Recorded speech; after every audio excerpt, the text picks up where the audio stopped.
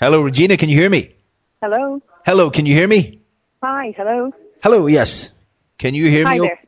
I can. You can, okay. Gabriel Logue here with Irish Side of the Moon. I'm just doing a quick line test before the 4:30 interview. Yeah, no problem. Well, you'll be ringing through on this number. It's 01. Yeah. Yeah. And then the extension number, a girl called Ruth will take care of you. Okay. So that will. So what are you going to speak about? Well, it's the Lisbon Treaty. Exactly. But what aspects of it? Well, let me just pull up some of the questions that Michael is going to be doing the interview. Okay, draft 3. Such as Ireland, the something side of the moon. Oh yes, the site is Irish. The Irish side of the moon. That's the name of the site. The Irish side of the moon. Yeah. And you're BBC. Say what? You're part of BBC or? No. We are a web-based. Said you're okay. No, we're a web-based internet radio station. We've been doing interviews now for quite a while. So. Anyway, some of the questions are, for example, we are told vote yes to help fight crime. Elaborate. They're pretty innocuous questions. We really want to get somebody who has a grasp of the yes side so that they can sell that, because there seems to be a lack. Just crime, is it? Well, no, that's just one of the questions. I'm sure Mr. Cox will be well able to maybe help us. Pat will be able to help us go to the yes side. But as of yet, we have not heard from anybody that in a convincing way that would swing me to the yes side. Well, then can you then not make it more broad, a broader question, and then let you take it into crime, which just seems a bit.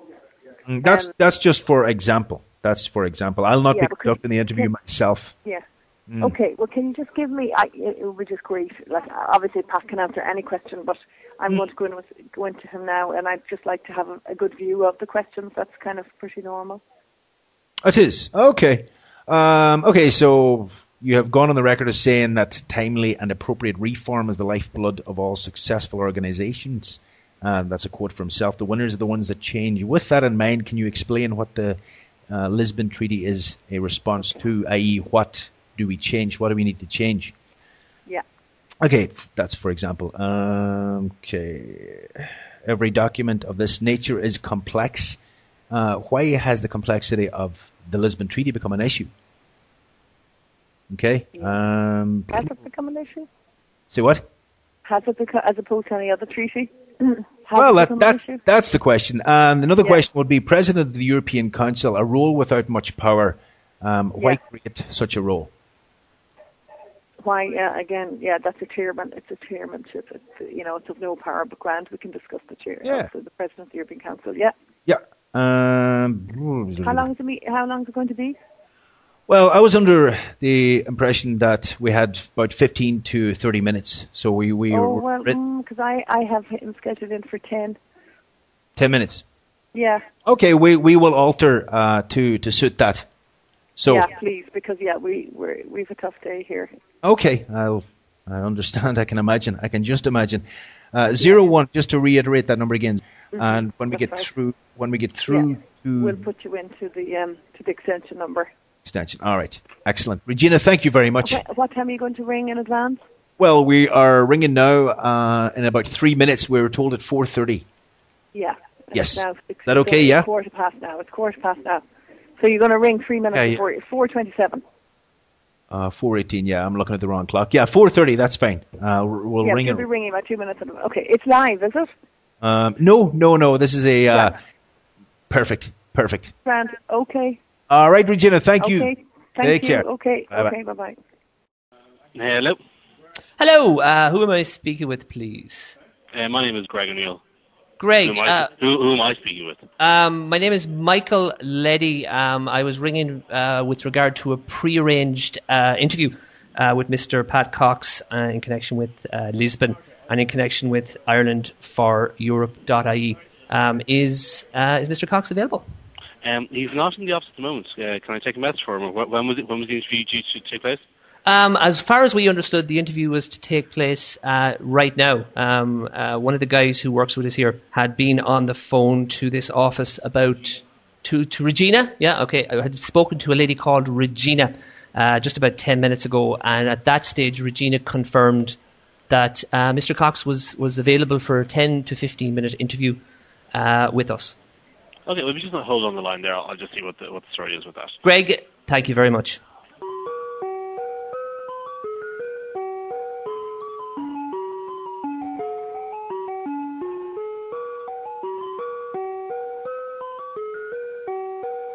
Hello. He actually urgently stepped out. That's why I didn't see him in the office, and he's had to go off to a meeting. Is there someone else that we can provide for you? Would that be any use to you? I'm not really sure. As far as I understood it, now I hadn't spoken with anybody directly. It was the other people here at the show that had done it. But as far as I understood it, no, it was Mr. Cox himself that we were interested in speaking with. And as I was given to understand, Mr. Cox had agreed to this interview. Well, so it may well be that he had. Can I get your name? Sorry, it's Greg. Greg O'Neill. what? Greg O'Neill. Okay, Mr. O'Neill. As I understand. He may well. It's just that he's had to step out of the office urgently to go to an emergency meeting. So he may well have said he'd do it, and he's just not available now. What was the radio station? Can we maybe possibly reschedule? Would that be? Rescheduling is of course an option. The show itself doesn't go out tonight, so it's not time constrained in that respect. Just as a matter of honour and professional decorum, we would hope that Mr. Cox could continue and give the interview that he agreed to give. We would be delighted to reschedule. Can you suggest a time when Mr. Cox would? Well, sure. I don't know when he's going to be back in the office. Why don't you give me your number, and we can call you back when he's back. Yeah, that's no bother at all. I can give you one of the contact numbers. I'll give you the 551. And what's the radio station?